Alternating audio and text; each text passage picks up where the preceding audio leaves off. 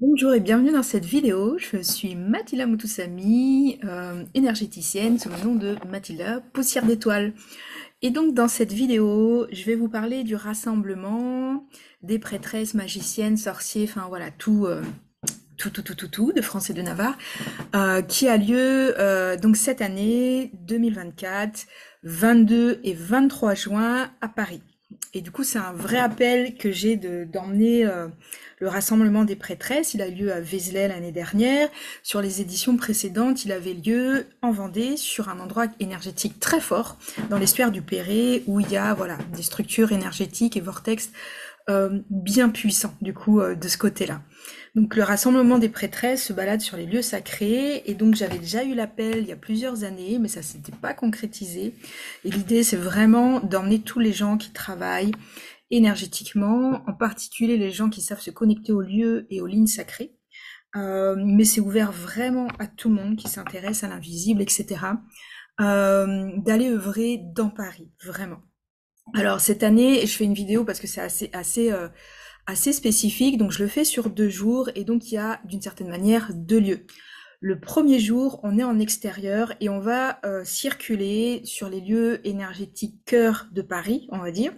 Donc, je ne suis pas sûre si on va partir de Saint-Germain-des-Prés ou de Saint-Sulpice. L'idée, c'est de remonter vers Notre-Dame, traverser l'île de la Cité, passer par le square Saint-Jacques, puis s'orienter vers le Louvre et je pense finir à la place de la Concorde ou la Madeleine. Ça va déjà être très dense en faisant que ça. Bien sûr, on pourra aller plus loin que l'église de la Madeleine. Il y a vraiment beaucoup de lieux, mais je pense qu'en faisant déjà ce tracé-là, on est vraiment sur les grosses lignes énergétiques de Paris et donc de la France.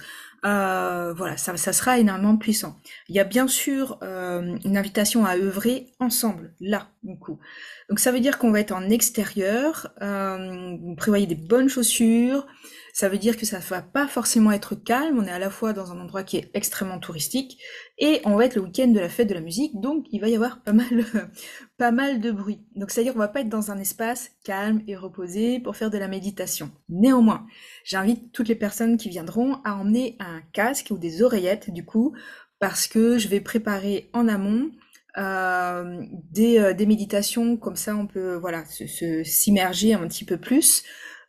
Et aussi, voilà, où je vais faire des transmissions aussi en vocal à certains moments, c'est-à-dire comme ça, chacun peut circuler, on va se donner des points de rendez-vous et des points clés à certaines heures, etc. Donc il y a vraiment l'idée d'œuvrer en collectif pour aller travailler sur ces lignes. Je vais partager une petite anecdote. Quand Notre-Dame de Paris a brûlé, j'avais prévu depuis très longue date un stage dragon, donc juste le week-end d'après, où Notre-Dame a brûlé. Et on était donc un petit groupe, mais du côté du Sacré-Cœur, voilà, la guidance m'avait amené à œuvrer juste en bas du Sacré-Cœur, dans un centre bien-être qui est là-bas.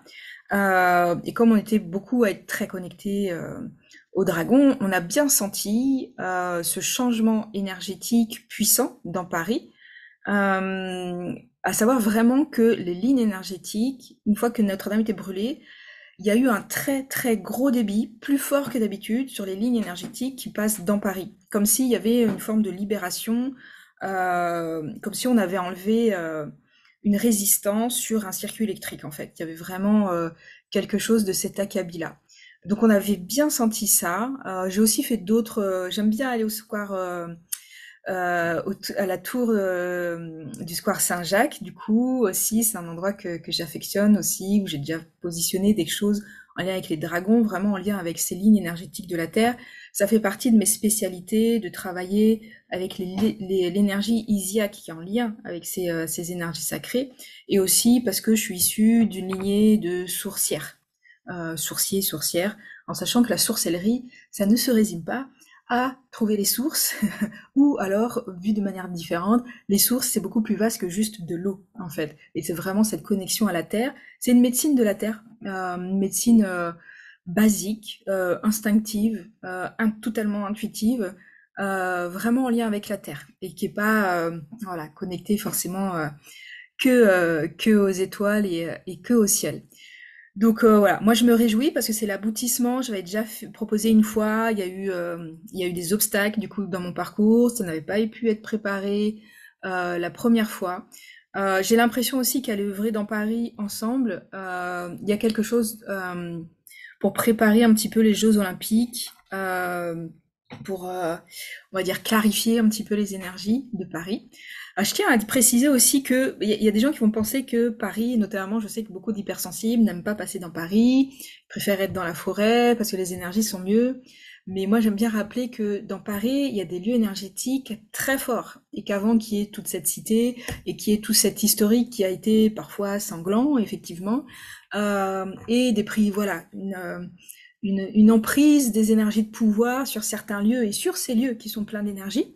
Euh, voilà, il y a de très très belles énergies, sources originelles, sur lesquelles vraiment on peut se connecter. Et vraiment, l'idée, ça va être de se connecter à ça. Du coup, en y allant, il y a vraiment l'idée que quand on va sur un lieu sacré, il y a un millefeuille énergétique et on peut choisir d'aller se connecter au bon niveau, voilà, qui est juste pour chacun. Donc ça, c'est le premier jour. Donc on va être en itinérance dans Paris. Et le deuxième jour, moi, j'ai réservé une salle qui est juste en dehors de Paris. Il y a une demi-heure de métro depuis Gare du Nord, par exemple. Et donc on sera du côté de Montreuil, un petit peu après Montreuil, pour les personnes, voilà. Donc nord-est parisien pour les gens qui connaissent pas, une demi-heure de métro à faire, peut-être un peu plus rapide avec certains trams, bus ou RER, on peut peut-être aller un petit peu plus vite. Donc une demi-heure de métro, on va se retrouver de ce côté-là. Donc c'est un endroit, je donnerai l'adresse que aux personnes voilà, qui se positionneront. Et donc on va avoir une grande salle pour nous dans un lieu alternatif. Et c'est un lieu privé, donc c'est pour ça que je vais pas donner forcément à l'avance à l'avance l'adresse. Et donc merci aussi l'univers pour m'avoir envoyé voilà cette possibilité. Donc c'est-à-dire on va être vraiment en genre en hyper protection dans cet espace énergétiquement. Et donc l'idée aussi c'est d'avoir un temps plus posé parce qu'on va être vraiment en extérieur donc le samedi 22 et donc le dimanche 23 juin. L'idée ça va être de pouvoir être plus posé, de pouvoir plus se rencontrer aussi parce que ça va être un petit peu voilà, ça va être du cheminement, etc. La veille, et de pouvoir faire un travail aussi ensemble, posé, au calme, du coup, donc le dimanche. Je garde comme l'année dernière la constellation qui travaille sur nos mémoires de personnes qui sont connectées à l'énergétique, médiums, prêtresses, sorciers, sorcières, magiciens, druides, etc. Voilà, toutes les personnes qui ont pu subir dans le passé, historiquement, politiquement, parce qu'on dérangeait, parce qu'il y avait l'Église catholique, voilà, qui nous a combattus, et aussi diverses raisons. L'idée, c'est de travailler. On a tous travaillé normalement sur nos mémoires. Voilà, il y a toutes les thématiques sur les sorcières aussi qui ont bien fait comprendre de quoi il retournait, même si je pense on ne, il y a certaines choses qu'on ne cerne pas encore sur les enjeux de la chasse aux sorcières. C'est pas que des femmes. Le problème, c'est vraiment un mode de pensée, un mode d'envisagement, une manière d'envisager l'environnement, de penser le cosmos et de respecter la nature et d'accepter les choses telles qu'elles, qui a vraiment basculé à l'époque de la chasse aux sorcières. Et l'idée, c'est de travailler vraiment sur ces mémoires-là en collectif parce que c'est beaucoup plus gros. Et donc, c'est Camille Beurer qui avait déjà œuvré l'année dernière sur cette même thématique. On avait eu, je pense que je peux le dire, une situation de tribunal qui s'était présentée dans les constellations. Voilà, ça émerge. Et c'était une situation de tribunal qui avait émergé l'année dernière, qui était très forte. Voilà, pour certaines, qui avait beaucoup résonné chez certaines personnes, et en particulier pour la personne qui avait été constellée. Donc un temps très posé, voilà, ou même pour les personnes qui ne sont pas actrices de la constellation, parce l'idée c'est qu'on soit nombreux. Euh, voilà, l'idée c'est que ça libère vraiment les collectifs de manière très large, en chacun de nous, parce qu'on va être nombreux. Vraiment, ça c'est l'objectif. Et ensuite, on va prendre des temps de méditation plus en petits groupes. L'idée aussi, c'est de pouvoir connecter, faire des liens, échanger dans nos pratiques, avec vraiment cette notion de tolérance, parce qu'on vient de systèmes de valeurs, de systèmes énergétiques, de lignées énergétiques très diverses et variées. Donc l'idée, c'est que ce soit vraiment ouvert à des lignées francophones, mais aussi à des lignées de continents. Moi, je suis métisse, pleinement, complètement métisse, donc à cheval sur vraiment plusieurs continents. J'ai les branches africaines, j'ai les branches indiennes, j'ai les branches totalement françaises, ancrées en territoire paysan, donc sourcier du côté de la France. Voilà, et des mémoires aussi euh, amérindienne. Enfin, je n'aime pas dire ce mot, j'aime pas dire Caraïbes non plus. Le vrai mot c'est Kalinagos, mais si je dis Kalinagos, pas grand monde va connaître. Mais en tout cas, les peuples natifs de la Caraïbe aussi, voilà, qui sont là dans mon héritage et dans les ancêtres et dans les traditions. Voilà, donc l'idée c'est vraiment de rassembler. C'est ce que je suis fondamentalement, métissée. J'ai habité dans plein d'endroits différents et je suis beaucoup portée par cette notion de rassembler, réunir les gens. On a besoin d'avoir des moments de collectif pour petit à petit poser des jalons, réfléchir, etc. Je fais une digression, je me faisais la réflexion que sur beaucoup de sujets spirituels, sur la forêt, sur l'écologie, en France, on va donner du crédit généralement aux spiritualités des peuples qui sont en dehors de la France, aux peuples indigènes, aux peuples natifs. Comment? Et alors, c'est un truc un peu fou parce que moi, je parle avec les arbres, je sais très bien que les arbres ils sont connectés, je le vois, etc. Je sais que je suis pas du tout la seule. On a chacun nos spécialités. Vous qui m'écoutez, vous avez certainement certaines spécialités. Vous savez certaines choses. Mais je dis, pourquoi on va donner du crédit à un Indien d'Amazonie quand il te parle de l'écosystème et de que tout est vivant? Sauf qu'on est plein en France. Alors moi, je suis métisse, mais il y a des gens vraiment franco-français dans les campagnes qui savent très bien que il y a des esprits, il y a des êtres, etc.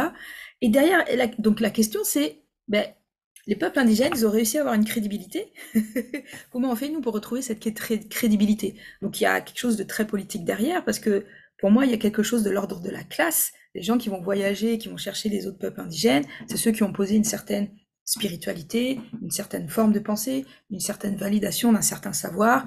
Et donc, quelque part, moi j'aime bien dire que la chasse aux sorcières, elle n'est pas complètement terminée tant qu'on ne sera pas accepté et qu'on sera toujours jugé d'une certaine manière, même si ça avance, hein, c'est pas quelque chose de figé, hein, tout est en train de bouger à l'heure actuelle.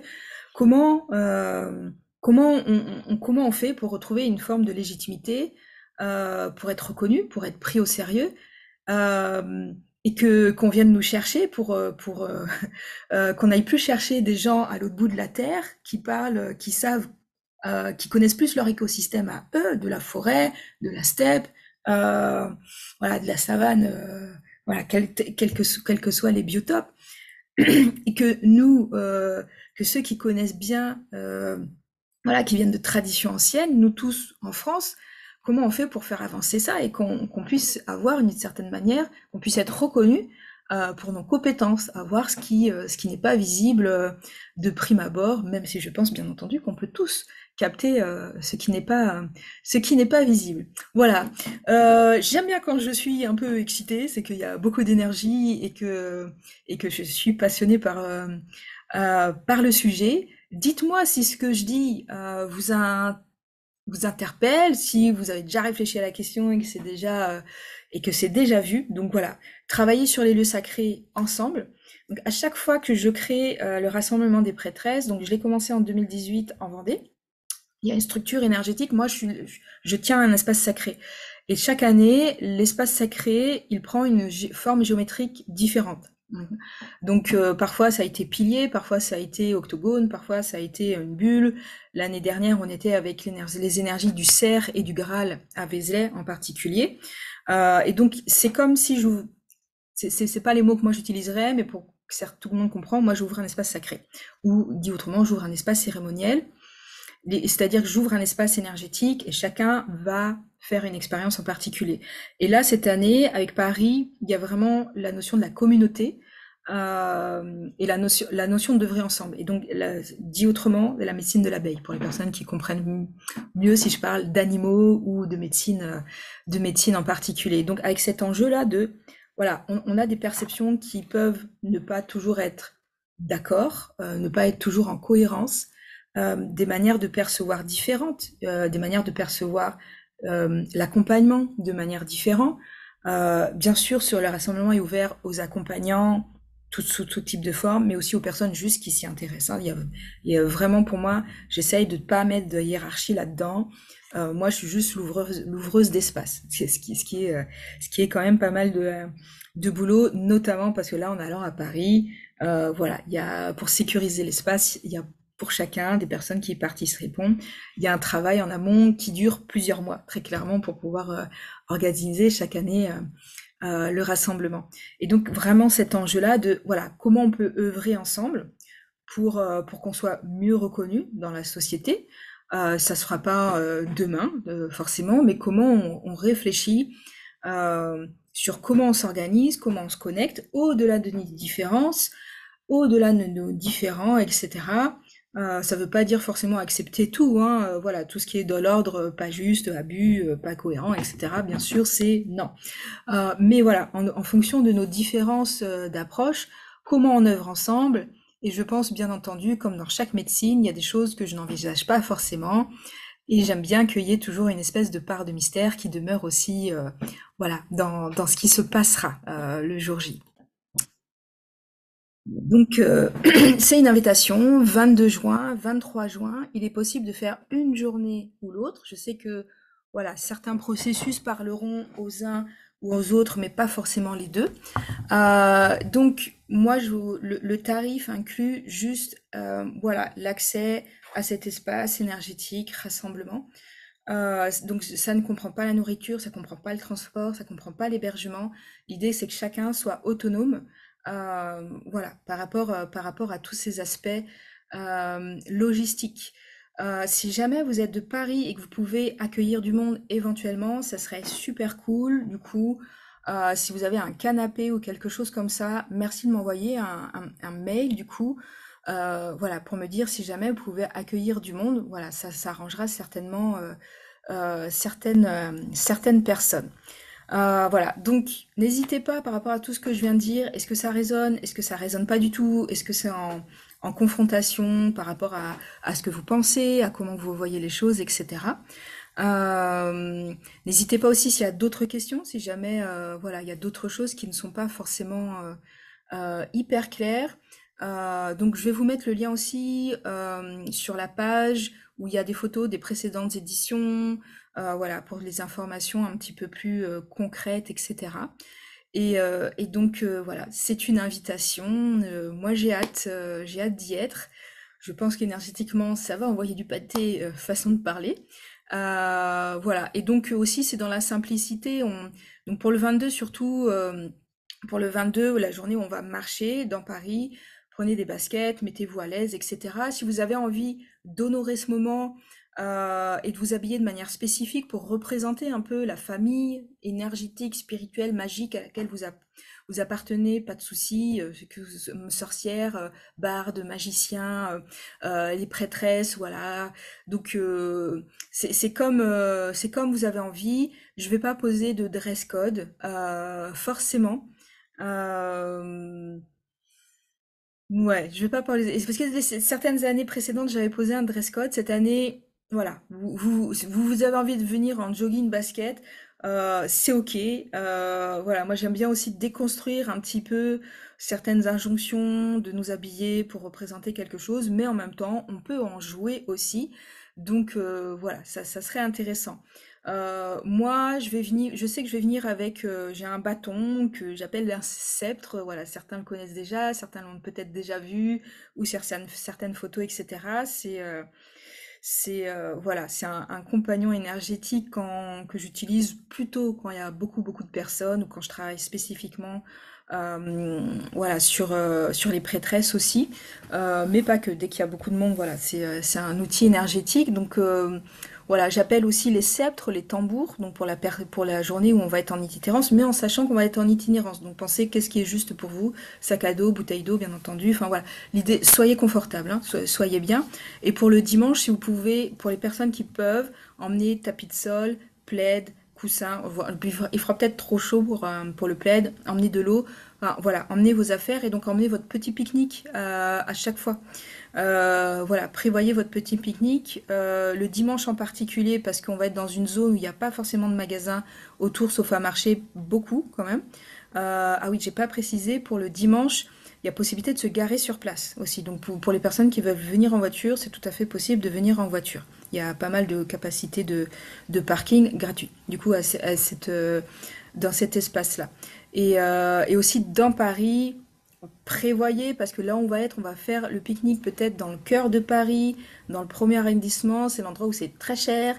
Voilà, donc si vous voilà, on trouve à manger sur place, mais parfois avec quand même pas mal de queues. Ça va être, comme c'est un week-end particulier, c'est le week-end de la fête de la musique, il va y avoir souvent, il y a déjà, en temps touristique normal, il y a de la queue pour pouvoir s'acheter à manger dans ces espaces-là. C'est plutôt cher, on est plutôt dans le plus cher de Paris possible. Euh, donc moi je conseille, prévoyez-vous un sandwich, voilà, emportez-vous une gamelle, emportez-vous quelque chose avant, je pense que ça sera plus judicieux, donc on fera un petit pique-nique ensemble. Et aussi, donc l'idée, si jamais il y a des mauvaises conditions météo, moi je pars dans l'idée de maintenir en prenant que chacun puisse prendre un parapluie ou de prévoir. Et donc, on se tiendra au courant par rapport à la météo si jamais il y a des conditions météo de pluie. Voilà, on se tiendra au courant, mais moi, je pars dans l'idée de maintenir quoi que ce soit qui se passe. Donc, le dimanche, on sera posé à l'abri dans tous les cas, mais pour le samedi, dehors, moi, dans tous les cas, je pars dans l'idée de le maintenir. Avec, voilà. Si vous prenez des chaussures bien imperméables, un parapluie ou les gros capes de pluie, etc. Moi, je pars dans l'idée de maintenir ça, en sachant aussi qu'il y a différents espaces où on pourra se mettre un petit peu à l'abri. Voilà. J'espère avoir tout dit. Voilà, n'hésitez pas en commentaire, en question, etc. Et voilà, donc l'inscription, c'est sur mon site internet pour s'inscrire pour le rassemblement. J'ai pas totalement fini de positionner le programme pour dimanche. On a la constellation et je suis en réflexion sur le reste. Mais l'idée vraiment, c'est de pouvoir vous connecter et faire du travail ensemble pour que ça booste chacun d'entre nous sur chacun de nos projets avancés, quels qu'ils soient, hein, spirituels ou pas du tout spirituels et complètement dans la matière. Ah oui, quelque chose de très important que je voulais dire. J'ai appelé ça le rassemblement des prêtresses, et après magiciens, sorciers, etc. Pourquoi prêtresse en premier? Alors peut-être parce que voilà, c'est quelque chose qui m'habite, mais je trouve ça prêtresse et prêtre et prêtresse parce que bah, prêtre, il y a une OPA qui a été faite par l'Église catholique, c'est-à-dire personne en dehors de l'Église catholique, les hommes n'avaient pas le droit non plus d'être prêtres comme les prêtresses, mais il y a cette idée-là derrière la prêtresse ou le prêtre, c'est quelqu'un qui officie pour la communauté. C'est quelqu'un qui assume un rôle public auprès de la communauté, d'un peuple, d'un village, d'un culte en particulier, etc. Si on essaye de résumer, de mettre, ok, qu'est-ce qu'il y a derrière le mot prêtre ou prêtresse? Comme les sorciers et les sorcières œuvraient pour leur communauté en leur temps. Il y a cette idée d'œuvrer pour le bien commun ou d'œuvrer pour un groupe de manière publique. D'où c'est très important pour moi de se montrer dans un espace public. Donc là, on va être sur la scène parisienne, j'ai envie de dire, et de se réapproprier pour les femmes en particulier, mais aussi pour tout un tas d'hommes qui n'ont pas eu le droit à ces fonctions-là pendant j'allais dire des millénaires, des centenaires, des siècles, enfin depuis très longtemps, où il n'y a pas eu cette autorisation, parce qu'il y a eu des interdits posés par les grandes religions, de pouvoir œuvrer donc, sur un culte, sur une spiritualité, sur un système de pensée, de manière autonome, sans avoir forcément à avoir quelque chose à voir avec une hiérarchie, à avoir un système pyramidal au-dessus, etc. Donc l'idée pour moi de ramener, pourquoi je l'ai appelé rassemblement des prêtresses, c'est pour ramener cette idée-là, bah voilà, un peu d'avoir une place dans la société, de pouvoir être visible, de réfléchir ensemble à comment on avance aussi ensemble dans cette notion de collectif. Comment on peut faire, d'une certaine manière, pour utiliser des mots très actuels, comment on travaille notre image aussi. Donc ça, c'est très actuel, communication, marketing, etc. Mais bon, il faut vivre avec notre temps. Et voilà. Donc c'était vraiment cette notion de, ok, comment on met une forme de spiritualité qui n'est pas forcément encadrée, qui n'est pas forcément hiérarchisée, organisée. On pourrait dire peut-être un petit peu anarchique, sauvage, voilà, qui puise ses racines dans des lignées parfois très, très, très, très anciennes, et qui accueille aussi toute forme de spiritualité, y compris les spiritualités New Age. Euh, voilà, comme dans tout mouvement, il y a du bon, il y a du moins bon. C'est important de rappeler que le New Age, c'est un mouvement de spiritualité qui cherche à s'émanciper et à trouver ses racines anciennes au-delà du catholicisme. On est sur quelque chose de fondamentalement comme ça. Euh, donc il y a des intentions qui me paraissent justes, nécessaires, intéressantes. Voilà. Donc l'idée, c'est vraiment de rassembler tout le monde, apprendre à communiquer, à se respecter, à s'écouter les uns les autres avec nos différences. euh, qui est, voilà, pouvoir s'écouter les uns les autres est censé nous faire avancer chacun sur nos croyances, nos positions, voilà, quand on reste ouvert à l'autre. Euh, voilà. Merci beaucoup d'avoir regardé cette vidéo et je vous dis à plus tard. Je pense que je ferai d'autres présentations vidéo. Certainement, j'aime bien faire des présentations moi énergétiques. Donc là, je vais plutôt parler, même si il y a de l'énergie quand même, ça arrive. Mais je ferai d'autres présentations vraiment plus énergétiques pour que vous voyez un petit peu aussi comment je travaille pour les personnes qui me connaissent pas déjà et que vous voyez aussi un petit peu voilà, il y a quelle énergie qui vient cette année. En particulier avec cette médecine de l'abeille et cette notion de la co-création. Voilà, comment on va pouvoir faire. Merci, à bientôt.